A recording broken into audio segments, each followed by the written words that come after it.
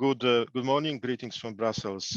First, why the EU is helping Ukraine in this question of energy efficiency of buildings? In general, if you can see experience of the EU, buildings use something like 40% of all energy that is consumed.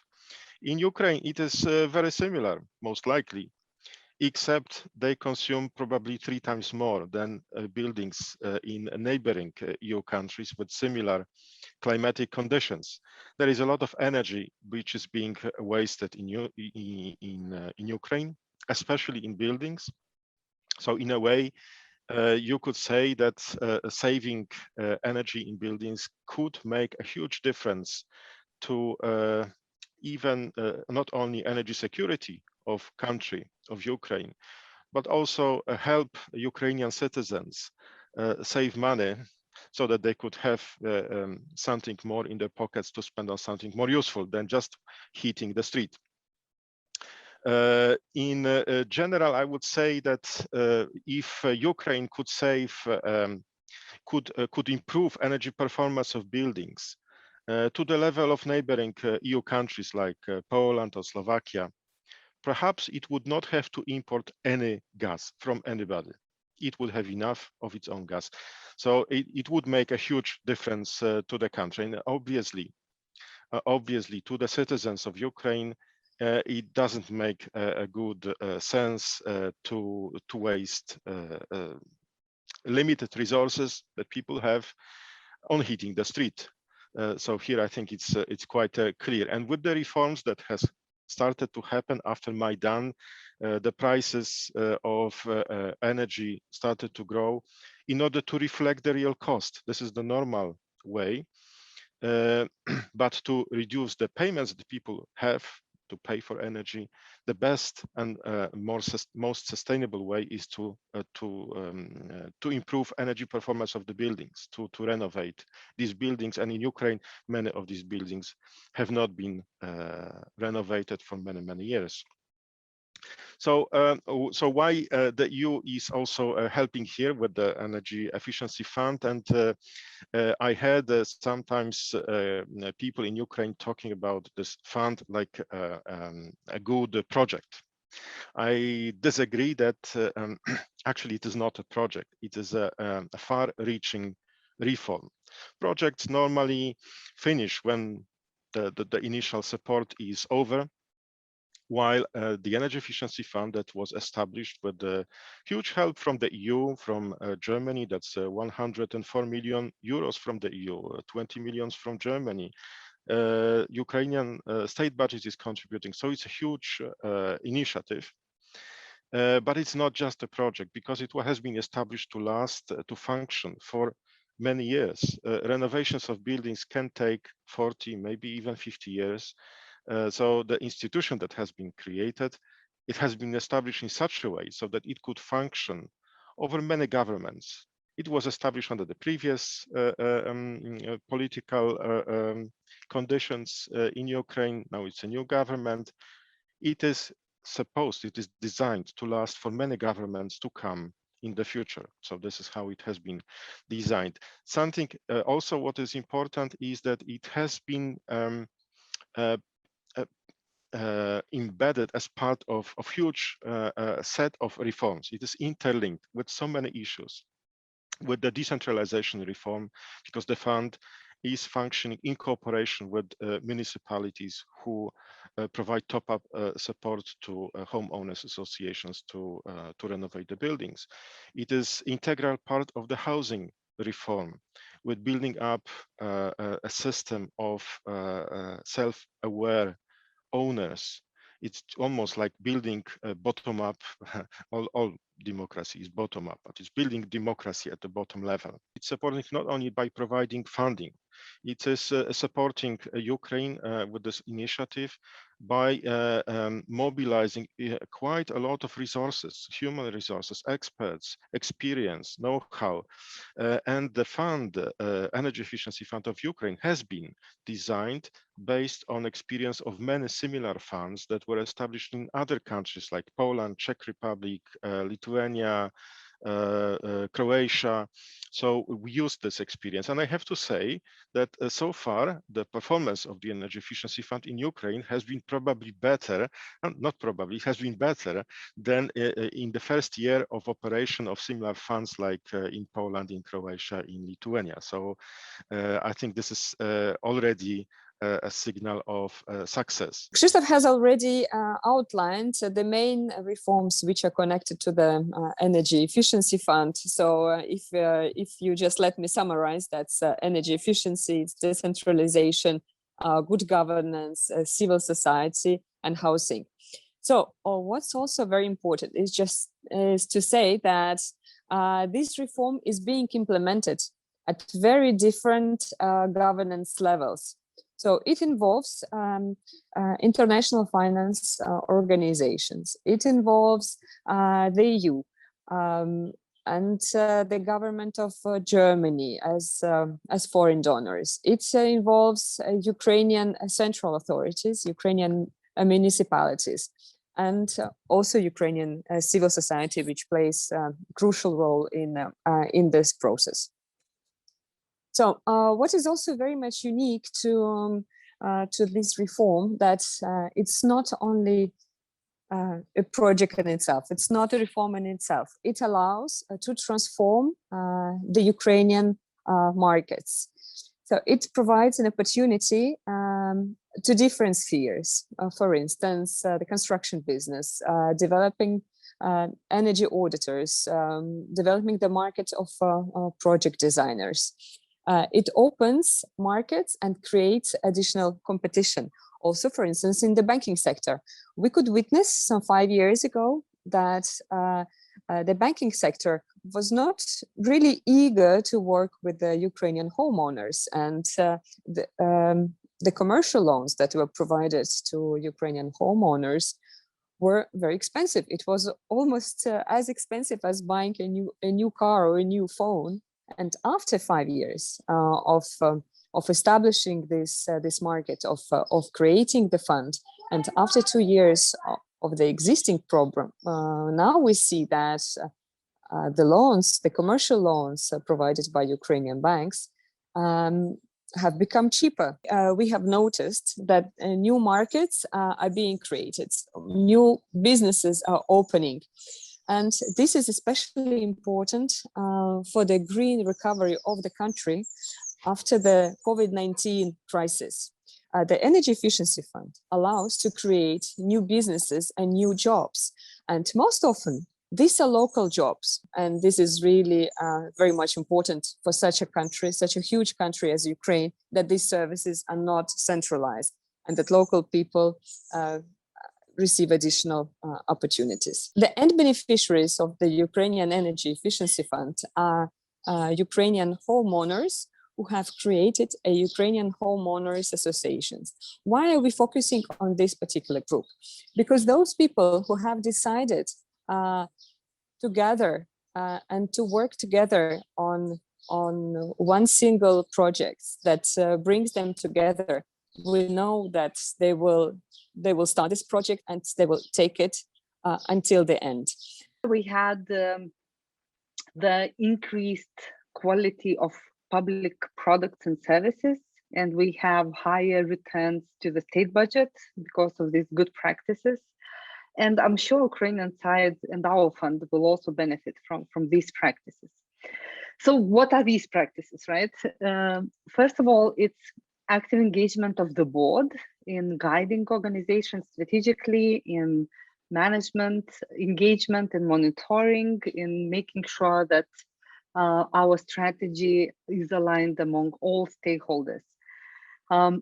Corporate governance also includes sound legal framework, sound funds, internal policies, procedures. Corporate governance practices also respect all stakeholders' rights, including the parties that fund us, including the parties that benefit from our services, all of them. And the corporate governance practices also make sure that we commit to transparency, that we provide all data that is interesting to the stakeholders openly. It's publicly available.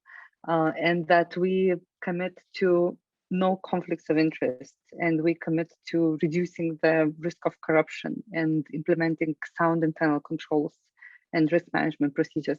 So first of all, for the homeowners associations, I believe they should benefit from speedy, friendly assistance in obtaining the grants to complete renovations. For Ukrainian government and donors who fund the operations and provide the grants to the homeowners associations, these corporate governance practices mean that they get secure and effective way to distribute the public funds to those in need.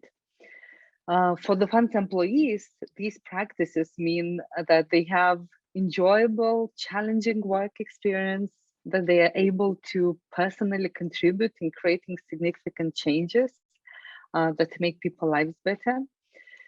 For construction companies and other market players that are part of this renovation process, it means that they have opportunity to work following fair and clear market rules. So I'm sure that all stakeholders of Ukrainian Energy Efficiency Fund benefit already and will continue benefiting from sound corporate governance practices. So the supervisory board is made currently of 5 individuals. 2 of them represent the Ukrainian government, 2 of them are independent, and 1 of them represents the donors. Developing the Energy Efficiency Fund in Ukraine is very important event and task for Ukrainian government. So Energy Efficiency Fund is the part of EU Green Deal initiative. And the mission of the Energy Efficiency Fund is to bring Ukraine up to the European level of the energy efficiency. And of course, the task of the Energy Efficiency Fund is to reduce the level of energy consumption and CO2 emission in the residential sector of Ukraine. The strategic goal of the Energy Efficiency Fund by 2025 is to have roughly around 500,000 families in 5,000 buildings to consume at least 20% less energy after renovation of their buildings. The Energodim program of Energy Efficiency Fund is gaining momentum. We are moving forward. We are moving forward together with our partners, EU, Germany, IFC, GIZ, UNDP. I am very thankful for all our partners for their support in establishing Energy Efficiency Fund and all support and expertise which we receive all the time. I'm very happy to present here Energy Efficiency Fund and Ukrainian project. And let's be in touch. Let's see our next steps and next results. IFC has been working on energy efficiency in Ukraine for the last 11 years.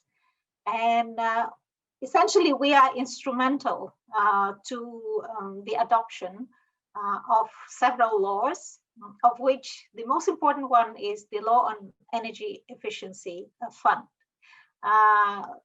which we help to the government to introduce together with the government of Switzerland and the EU, paving way to the creation of this Greenfield project, novel instrument, which is Energy Efficiency Fund. I'm proud to report that our team helped the government of Ukraine to design, test, and launch Ukraine Energy Efficiency Fund in the record 9 months. And since this is essentially a greenfield operation, our team continues providing advice to the fund, help it optimize the operation based on best practices in relevant risk management and corporate governance. It is projected that our project will help facilitate over 150 million euros in investment in the next 3 years. Our project has a network of regional advisors across all the regions in Ukraine who help the fund to engage with homeowner association, educate them why energy efficiency is important for the buildings and what benefits that they will get from renovating their buildings, what savings they will have, and the reduction in the consumption of energy. We also engage with banks to help them to adjust their lending products to the funds program, so that the homeowner association can get the loans which are most suitable for their individual projects. UNDP is currently implementing a project funded by European Union, which is called Homeowners of Ukraine for Sustainable Energy Solutions, which is shortened to HOUSES. The HOUSES project, program-wise, is a part of EU for Energy Efficiency Program, which is supported and funded by EU. And this project in particular is implemented by United Nations Development Program in Ukraine. So we work in close cooperation with the government of Ukraine, first of all, with the Ministry for Communities and Territories Development and the Energy Efficiency Fund established by Ukrainian government, and of course in close cooperation and collaboration with other partners like IFC, like GIZ, and many other stakeholders, including our partners in the regions at oblast and municipal level. We are cooperating with more than 300 municipalities and also support ongoing dialogue between the Energy Efficiency Fund and local authorities, as well as establishing good cooperation and basis for cooperation at local level in the energy efficiency area. UNDP's HOUSES project supports creation and capacity building for so-called homeowners associations across whole Ukraine.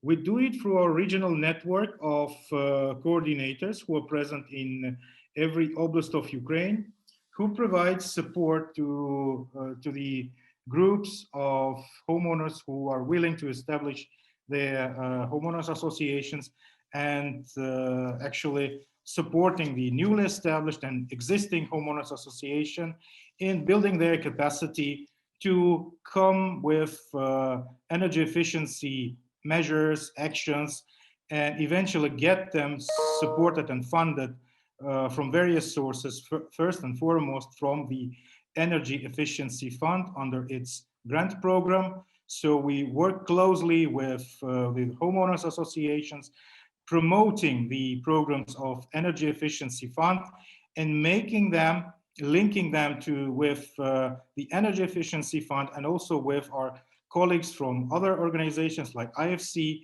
supporting them on the way to Energy Efficiency Fund.